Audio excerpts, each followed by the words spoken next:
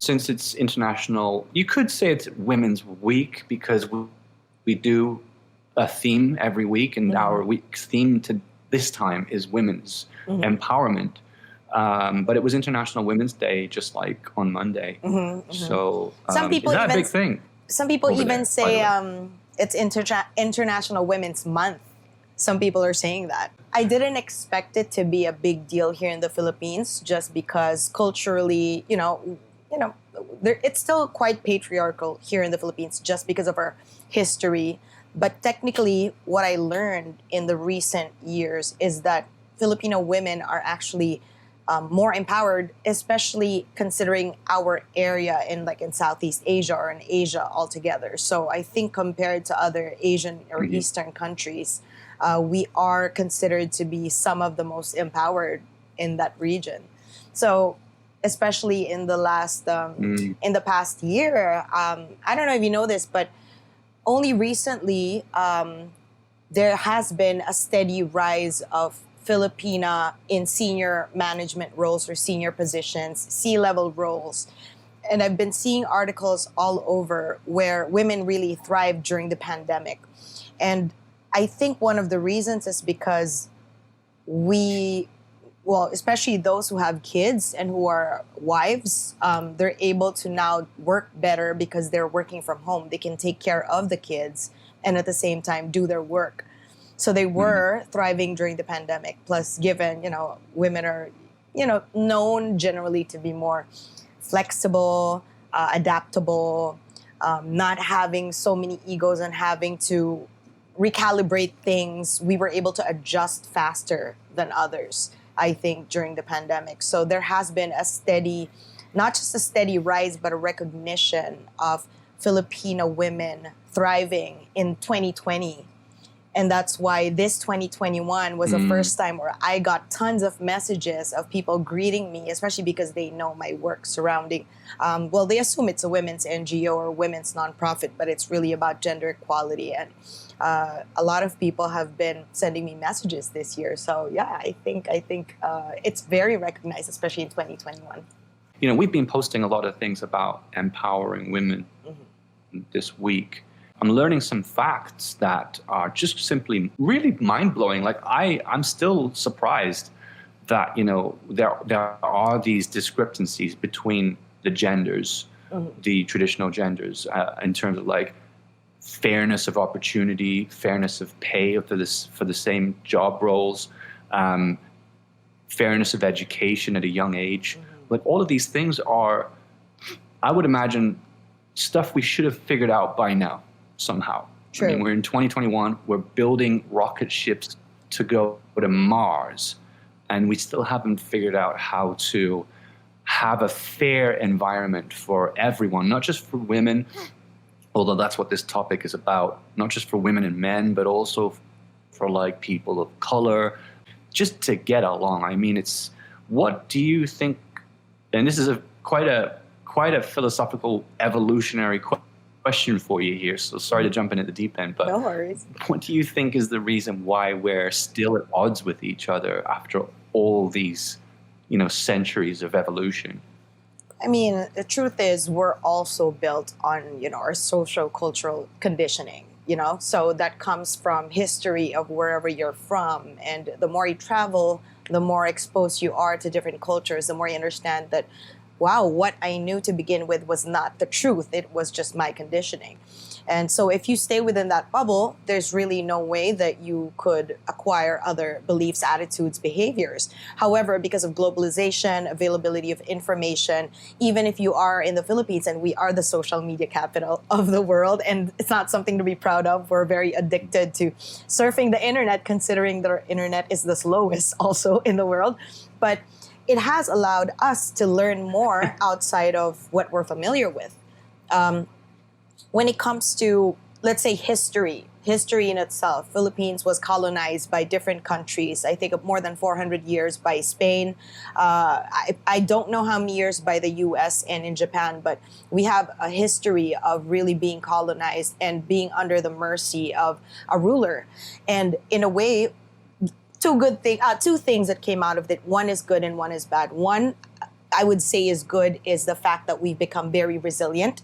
We are strong because we know what hardship is like. We're used to being oppressed, I would say. So we have a very strong threshold for difficulties. But at the end of the day, what I don't like about the term resiliency is it almost romanticizes tolerance. I mean, tolerance in a bad way, tolerating bad behavior, tolerating until you can't handle it anymore, and basically not finding solutions, objective solutions to change things because we just tolerate, you know? So, but, you know, we are proud of that. Filipinos generally, we're proud of the whole, we are resilient. But at the end of the day, we may be used to oppression, and what happened there is us, we were built to be strong and to last.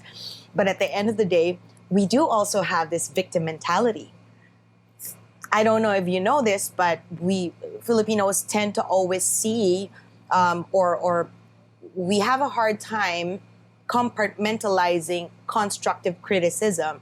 We are very not light-skinned, but thin-skinned, that when we are told something in order to improve, we take it very personally. We're very sensitive in that way. So that has a caveat, having that type of history of oppression.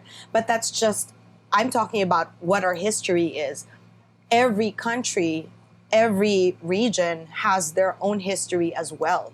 And it becomes so deeply embedded into their culture that people tend to, and when we say culture, it's really a matter of conditioning in a long enough time that you begin to adapt a certain way of being, thinking that that's just how we are. But the truth is that's just conditioning.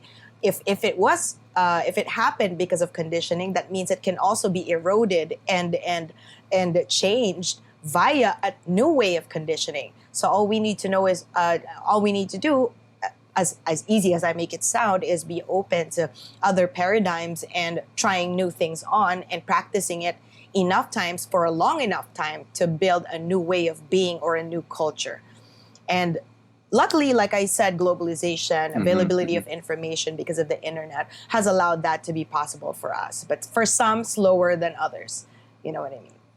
So yeah, that's just my personal theory, which I wouldn't really say I know to be correct, but that's my understanding or my belief of how these things are formed.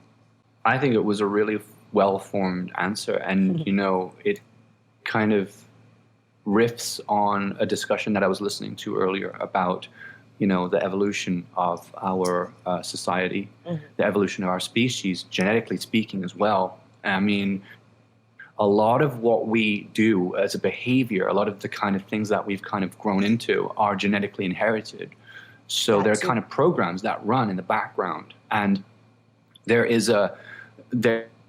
are two major influences behind our behavior today as a society at large. And one is, as far as I understand it, the genetics of it, right? So the things that we've inherited from our ancestors, from our parents, from the parents before. And then the other is our kind of group think, right? So the consciousness of the society kind of being transferred through generation to generation. Genetics are just basically designed to keep us alive, our species to propagate and survive into the future. But there's also the conscious behavior of individuals based around morality. And the consciousness is something interesting because even though we're programmed, you know, to have these genetic traits and behaviors as a result, the consciousness can kind of, you would argue that it can override that. You can override your desire to, let's say, for example, like I don't want to go dark on this episode necessarily, but I think if you really wanted to kind of get a good example, let's say there was someone who was going to rape someone, had this urge to rape someone. Your consciousness can kick in and say, that's not right. I mean, for whatever reason, maybe it's a superficial reason, maybe it's a selfish reason, maybe I don't want to be seen badly by society, I don't want to be ostracized. But the point I'm trying to make is there are influences behind our behavior that have led us to this place that we're in right now. And we need to be able to talk about these things in a way that doesn't impede the investigation through selfish, emotional, ego-based agendas. Right. Now, I'm kind of curving around here to come back at this whole discussion about how we've ended up where we are right now. And I think what you said earlier, which was, I think you mentioned something along the lines of people's emotions or people getting like, kind of their egos are involved in decisions that are made. I can see how in every single group that feels that they are somewhat, let's say, oppressed or not treated fairly, in every group of humans, there is the victim. Movements that happen to change the status quo are going to come of different agendas. And we need to be able to be level-headed and smart enough to be able to differentiate between why is that agenda happening and is it going to serve us in the long run? Because emotions are powerful and people are hurt, and we need to be able to listen to them, but at the same time we need to be able to know from a deep place what will be the result of that behavior. Right. And so I'm saying from my perspective, it's very difficult to navigate that. And I'm coming back to not just, I suppose, women's rights or the feminist movement, but any movement like the Black Lives Matter movement, or you could take any movement in history and kind of like, there is emotion there and it's real. But when people are emotional, it's a fact that decisions are not made in a very logical and smart way. So how do you in your work and in your experience, how have you kind of like gotten your head around? Because I look at you and I think this woman is level-headed. She knows what she wants. She recognizes that there's something to work on, but she's not doing things that make me kind of flash red flags and say, okay, she's very angry, emotional, and it's affecting her judgment. I look at you and I think, wow, this person seems to have figured out how to differentiate what is actually hurt and ego as opposed to what actually needs to happen. So. I mean, thanks for the very flattering comment, but I actually beg to disagree. I think of myself as a very highly emotional person. And when I say emotion, I'm emotional, I don't mean that, I cry a lot or I'm always angry or whatever. It's more of, I'm emotional in the sense that I'm quick to recognize and become self-aware enough when I'm feeling things. And I always give respect to my feelings, but I don't make decisions out of my feelings. I make decisions out of the goal I want.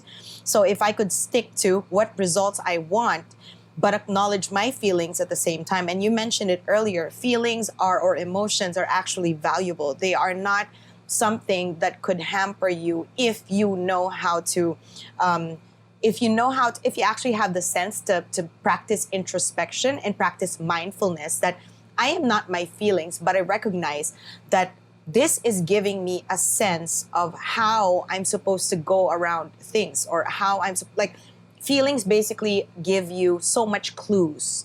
They give you an idea on your perception and what to do forward, because it's almost like a barometer, really knowing, and they come from intuition.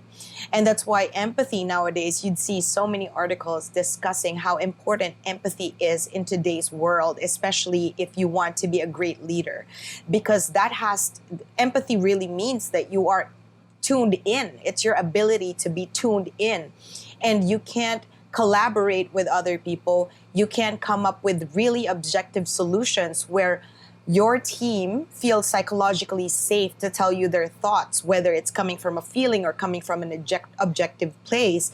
They won't have the guts and the psychological safety to be completely honest with you if they don't feel that you empathize with them. I'm not saying that we should follow our emotions in making decisions. I have this book called Setting the Table by Danny Meyer. So he's a hospitality guy from the U.S. I think he's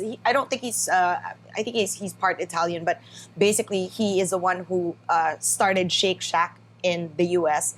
And technically he has way more successful restaurants. Shake Shack was his baby. It's more of, I'm going back down to what I grew up with. But he had already started Union Square Cafe, the Tavern in New York before, and they were massive success in the US before he finally went down to his roots and started a small burger joint. Oh, it's not small anymore, but to go back to his childhood. But anyway, the book Setting the Table is about setting the tone and creating a team that thrives, and basically being at the helm and being a leader by using empathy, by using your emotional intelligence to be able to attune to other people and have a greater understanding of them. Because out of that, he said, you can create objective solutions out of subjective feelings, if that makes sense. Like listening, and when I say making objective solutions out of subjective feelings, all that means is you have to sit and listen. You have to know where the other people or people in your team, whoever you're heading or whoever group you're working with, you have to listen and find out where they're at. It doesn't mean that whatever their feelings are dictating, you should cave in and say, okay, yes, I'll do that for you. It doesn't mean that. But just listening will give you clues on what you can do moving forward. And it's up to you as a leader or whoever is making decisions to come up with solutions that will respect their feelings, but at the same time, still respect what results is being expected of you, if that makes sense. If you can combine that, respecting the feelings of the people working with you, and still making sure that the outcome is being met, the goal, the end goal that you have is still being met. And if you could merge that together, then that is sustainable growth. That is sustainable in terms of both your people growing and having a great working culture and also meeting the end goal.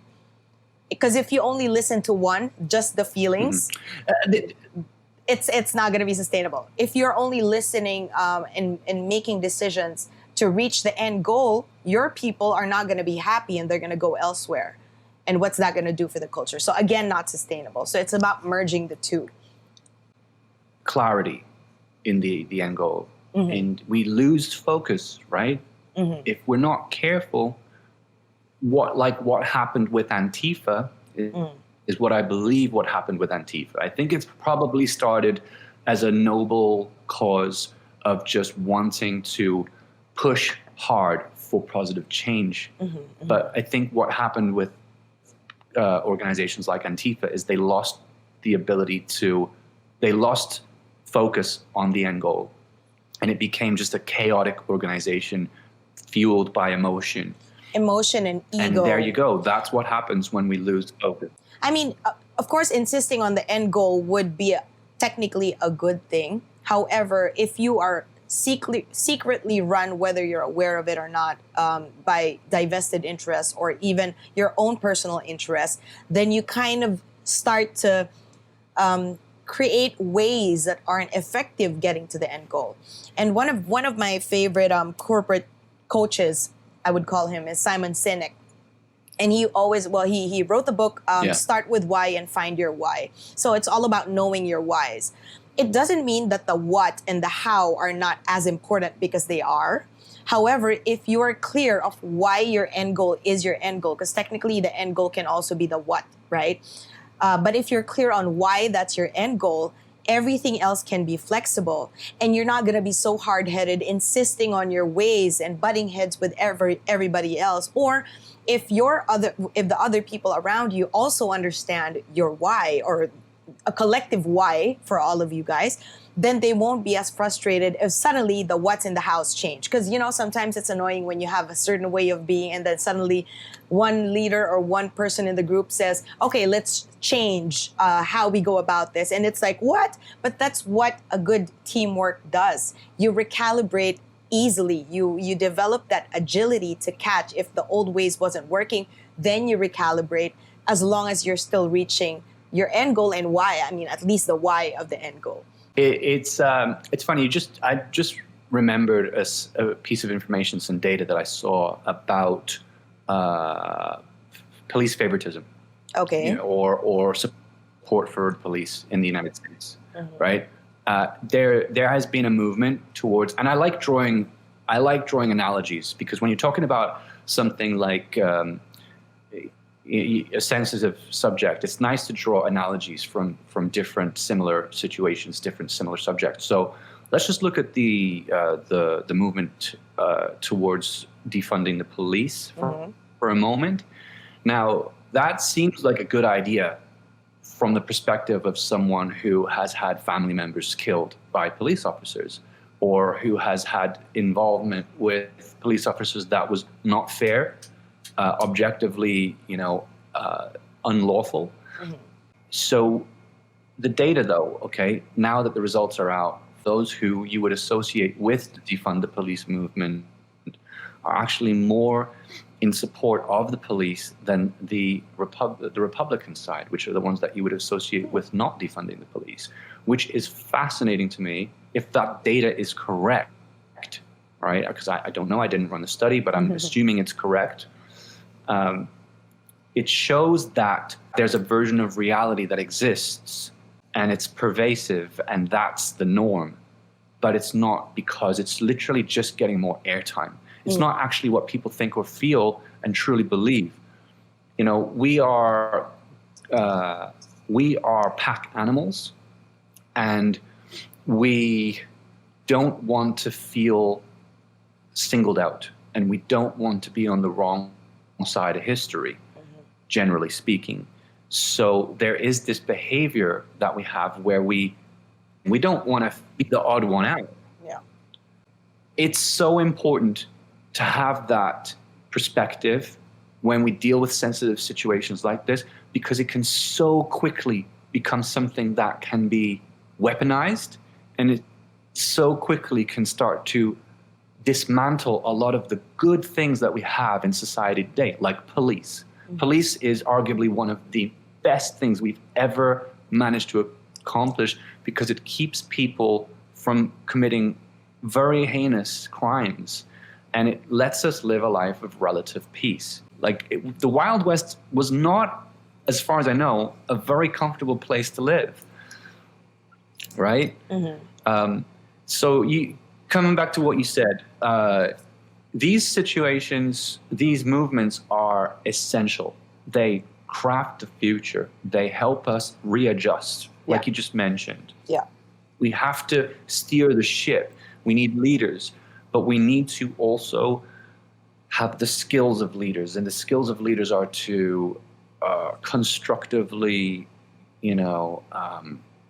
act on emotions, act on the suggestions of others, the beliefs, the world around them, basically, and the behaviors, the world around us. Without that, we are literally floating aimlessly at sea, and it's never been a good thing historically. So, we're seeing a lot of that today, and I think, I think I really just want to push that thought towards people.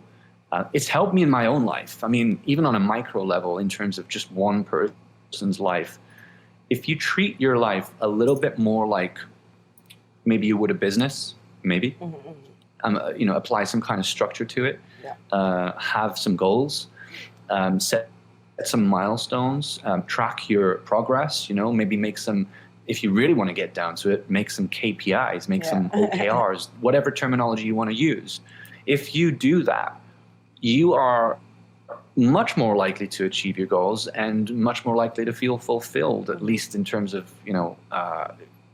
setting things for yourself and actually achieving them.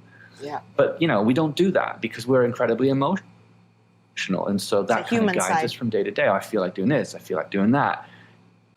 Well, the thing is, like I said, always looking at what the end goal is. And if you are in a position to drive other people or influence other people, let's say you're in a leadership position, or at least you're seen as somebody who can help steer a whole team into a certain direction, then you have to have foresight and the vision. Because I believe that as much as we are all learning together, whether some at all in varying degrees, Some learn faster than others. Some have better foresight than others. At the end of the day, it's really like stepping out of, well, understanding your world as it is. I think it's very important to understand the world as it is rather than coding it with all this positivity. How do you do that? Accepting that this is the reality. And what if I want for it to shift, then what is necessary for that to happen? So you have to deconstruct to begin with of why the current reality is the way it is. If you're not satisfied with it, I'm like, accepting it for what it is doesn't mean tolerating it, but knowing that that's where you stand. Like you said, if you are treating this like a business, it's almost like creating a baseline of this is where we're at. And these are the reasons and also the elements or components as to why we are where we are. And from there, being able to deconstruct all of those, that's why objectivity still really matters, even if your emotions are very telltale, are great telltale clues and powerful things to give you ideas on how to move forward. Still deconstructing it and taking everything objectively, taking them apart objectively allows you to know which one we can realistically attack or where we can realistically enter.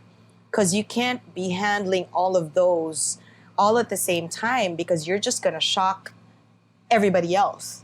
They're probably going to think you're crazy or they think you're too idealistic. They're going to be overwhelmed because there's just so much to be done when you're looking at each of that as a whole. Whereas if you're able to deconstruct those little things, you can really handle them in manageable bite-sized pieces. It's more realistic to be able to do that.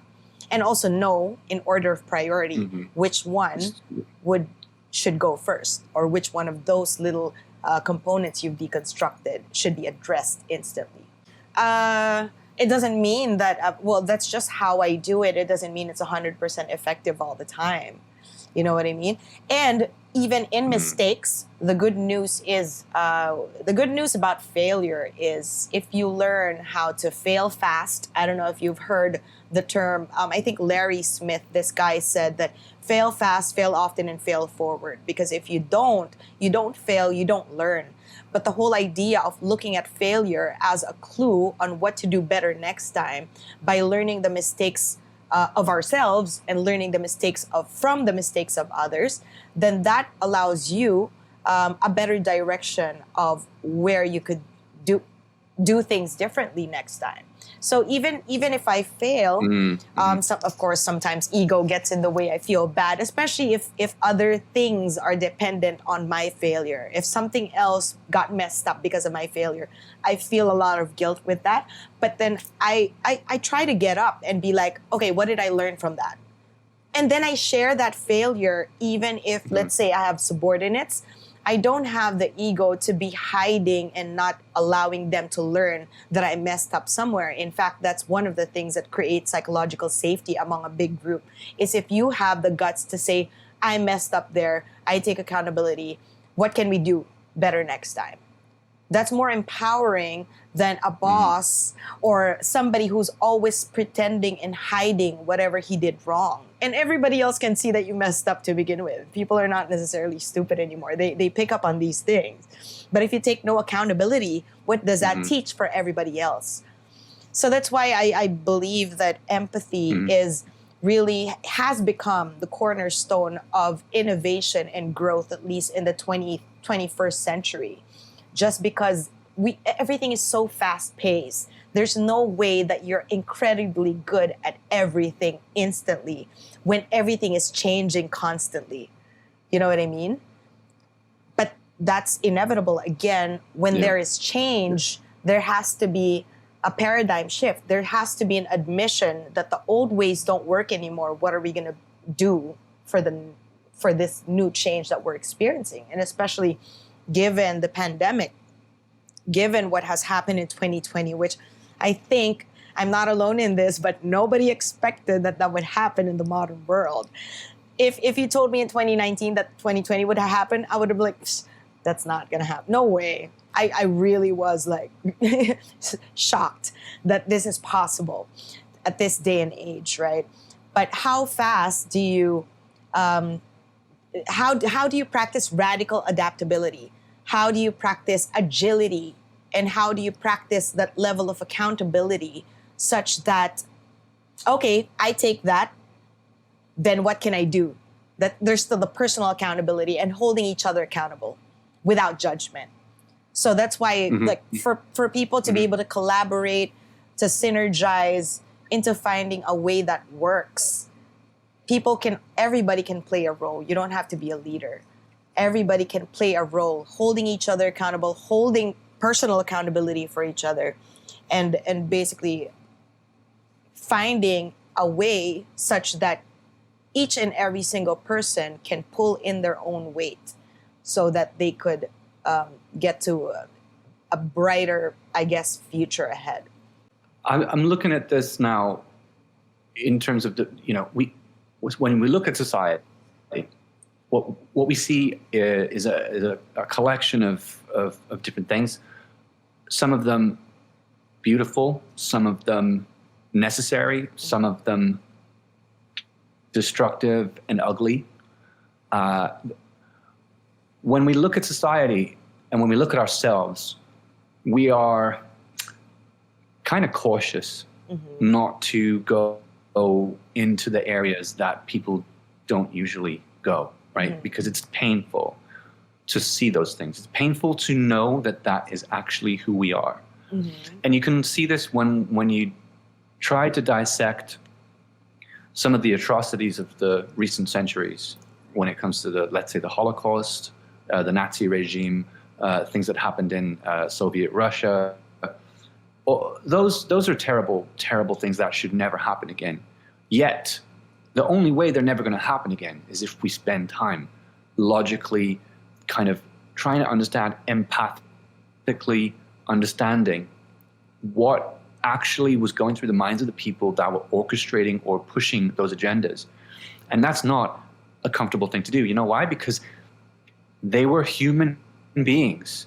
They were people just like you and I, which means that you and I have that capability within ourselves, within our blood, our genes, to partake in similar or the same activity, whether we'd like to believe it or not. That's simply the truth, and we know it because it's so difficult. That's why it's difficult, because we know that.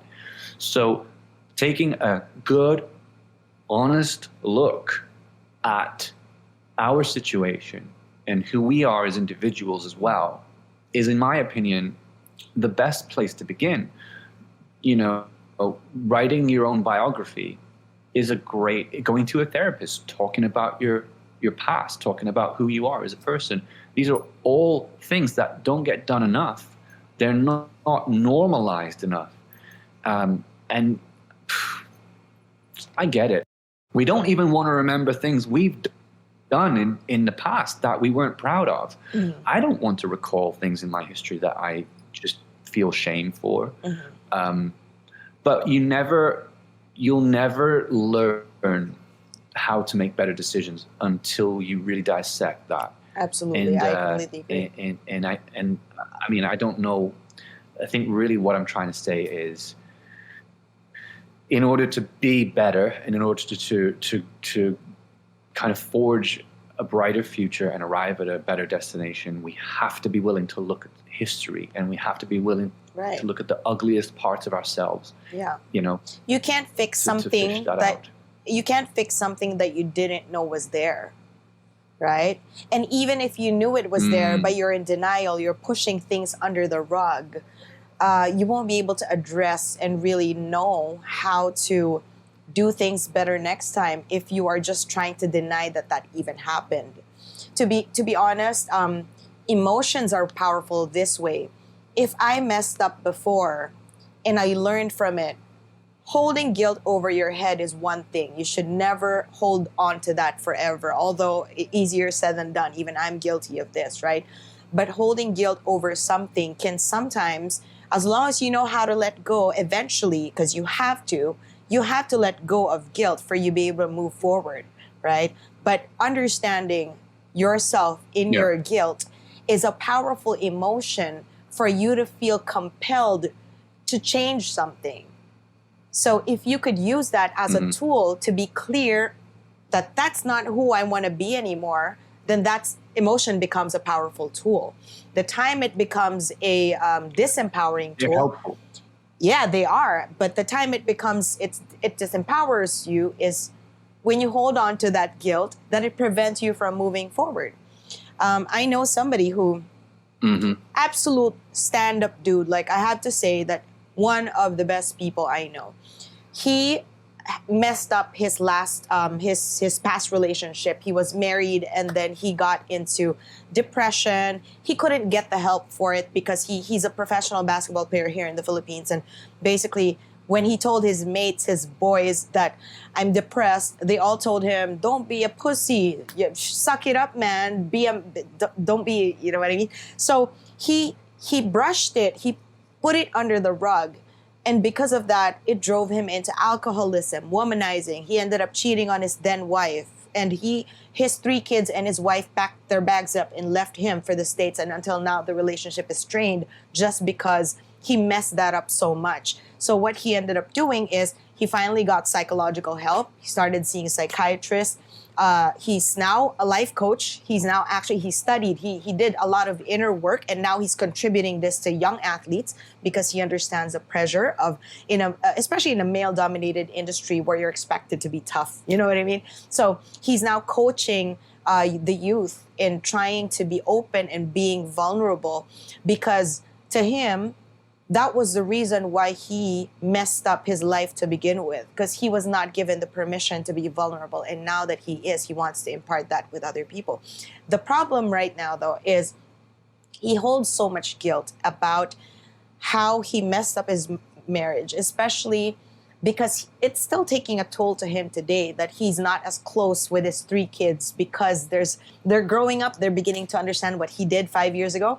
So you can imagine that even the relationship with the kids are becoming strained. And what he's doing right now is he ends up, as much as he's already a life coach, he's already very self-aware, is he held on to that guilt for so long, and he's still holding on to that guilt, that he's placing himself in situations that make him unhappy because he thinks he doesn't deserve to be happy. Well, I have a theory, not really a theory, but I kind of have an idea of why it's so difficult for not just men, but anyone really to let go of the public opinion. Okay. It's public opinion. We have become so good at singling people out and vilifying people because of behavior, because of thoughts, because of expression, whether it's because of oppressive reasons or whether it's because of disgust. And disgust and oppression are they're very similar. You know, like, let me give you an example. Let's look at the jails, right, for a moment. Let's look at prison system. In America, the culture is not forgiving. So if you fuck up, if you create some kind of problem because you just don't understand, because you've had, whatever reason, you are then basically canceled from society. You are punished, at times eternally, right? Because sometimes it's a life sentence. But I don't want to go into too much detail because I don't want to argue the merits of the prison system versus the failures. There are obviously reasons why people go to prison. There are obviously reasons why people cannot be allowed back into the public. But we live in a world that likes to get rid of problems. We don't live in a world that likes to deal with problems. Do you know what I'm trying to say? So this is fundamentally broken because we will never be able to become a better society until we're ready to face our problems. Yeah. When you cancel someone, what it is you're saying is, you're saying, I don't want to fix this. I want to live in a world where anything that happens that I don't like, get out. I don't have to deal with. Yeah. And let's say there's a heinous crime and you've got a group of people saying, get rid of that person. Kill them, end them, just remove them. It feels right at the moment, depending on the gravity. But what are we really doing here? We're setting a precedent for, well, you absolutely will not be able to be a human being around other people, because human beings make mistakes. And like you just mentioned, the story of your friend, he carries so much guilt with him because he feels like he's not redeemable. Like he is not allowed to live a mistake kind of filled life. That's what I mean by vulnerability, where admitting your mistakes and doing it in a sincere way. And it doesn't have to be a public thing. In fact, you'd rather it's not a public thing. And you did say earlier that there's a certain level of public shame in everybody else knowing the mistake you did. And in his case, that's what happened because he's a public figure, right? And I think that's okay to a certain degree because it keeps everyone on their toes. But I think we take it way too far, and I don't think we actually rehabilitate almost anybody. I think we put them in prison, or we just kind of ostracize them and we don't deal with that. But there's so much value. Like if we were to say, if Winston Churchill, for example, right, who was the Prime Minister of the United Kingdom in the Second World War, because he was known for being very, well, now when you look back, he was incredibly racist toward the Indian people. You cannot like simply cancel someone and ostracize them for something like that, because they are coming at it from a mindset that perhaps just simply hasn't been allowed to develop. They've had experiences that are completely different than yours, right? Let's say I saw a black guy once in a riot in Portland, in Oregon, who was talking directly to other black people and explaining to them that, because they were very angry and they were ready to kill. Like you could see it in their eyes. They were ready to cause some serious harm, and I can understand that. But we have people who are able to see the good in others and say, look, what do you really want to get from this? What's your objective? What's your goal? Is your goal to hurt people? Is your goal to destroy? Or is your goal to rebuild and unify and bring us together? Because you got to think about that first before you take your next step. Maybe the theme of this conversation really is like leadership. In a way, leadership right? in times of crisis. And I know that we originally like planned this out to be more of a women's week, women's empowerment kind of episode. But I think for women to be empowered, and this is why people mistake my nonprofit to be a women's NGO or a women's group, just because typically disenfranchised are, especially when it comes to domestic and sexual abuse, which is where my nonprofit centers on trauma coaching for abuse survivors. Women are, and the LGBTQ are more typically victimized. However, it doesn't mean that men don't experience this as well. And it doesn't mean that women also don't contribute to the culture that makes it easy for these things to happen, right? And what I like about this conversation is it's not focused on just women as much as that is our topic. It's allowing each and everybody to take a certain level of responsibility and see what they can do for a better humanity. Because we celebrate women because we want equality. So if it's equality that we're talking about, let's have a conversation on how each of us are playing a role and how each of us can make the whole world a better place, and not just for women. Does that make sense? So I like that even if this was a episode supposedly on women empowerment, it's really a conversation about just better humanity.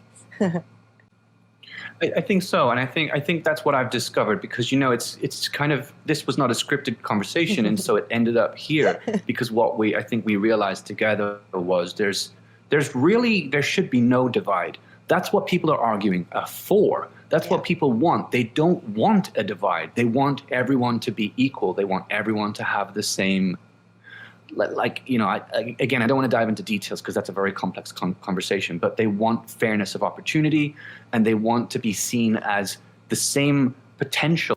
Oh, and I just wanted to end on the note of at least going back to the whole women empowerment thing. I saw an article, or at least at least it's a known fact in the world that the people who handled, or at least the countries or nations who handled the COVID response the best, are led by women, right? And what's amazing is it brought our ability to the forefront, because what happens when a radical change occurs is, as you mentioned, our ability to multitask, women's flexibility, or the lessened level of ego, generally speaking, because that's not always true, by the way, has allowed those countries to perform well and practice radical adaptability, accountability, and agility, as what I mentioned. But it's not to say that women are just the best leaders in the world. It so happened that finally a pandemic like this has forced people to realize that we are putting something to the table. And hopefully moving forward, that brings about, especially once we're done with this whole pandemic and everything hopefully goes back to normal, we can combine the forces of men and women in leadership, a good sense of balance, because you have, and not to say that only women are good at this, only men are good at this. It so happened that women and men have different qualities, and I believe instead of gender equity, I believe in gender equality. I believe in gender equity, where people are expected to pull in some of their own weight and contribute in whatever way they can. It just so happens that we all, as human beings, have a mix of masculine and feminine energy. I believe I have more masculine energy than feminine energy. So it doesn't mean that just because you're a male, you have more masculine energy. Generally, yes, but that's not always the case. But it's really a good reminder to all of us that everybody combining those two energies could provide so much value. If we could lessen our ego and start looking at what other people can contribute rather than what responsibility is being taken out of, taking the laurel out of your crown, to say, then I think there's just so much hope for better humanity, better world, and just better recovery from what we're dealing with if we all join forces. So yeah, that's it for me. Yeah, you've ended it on a really, really positive note. That's what I want to, and I think that's what everyone wants. So thank you again for coming, and I hope that we can do another one in the future. Yeah, anytime. Thank you, Clément.